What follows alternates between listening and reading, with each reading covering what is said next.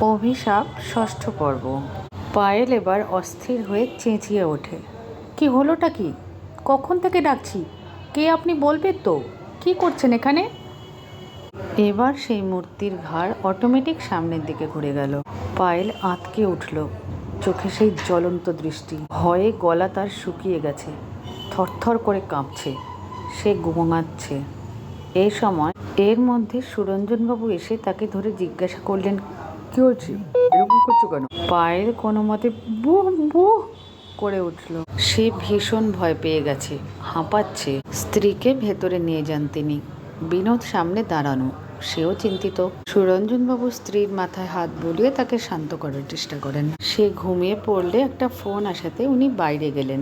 বিনোদকে বলে গেলেন বাচ্চাদের দেখতে। একটু পরে শিশুর কান্নার শব্দে পায়েলের ঘুম ভাঙল। এরকম করে কে কাঁদছে? বাচ্চারা কি? কিন্তু এটা তো ওদের গলা নয়, আওয়াজটা নিচ থেকে আসছে। পায়েল ধীরে ধীরে উঠে গেল। একটা বাচ্চা মেয়ে হাঁটুতে মুখ গুজে কাঁদছে। পায়েলের মায়া হয়।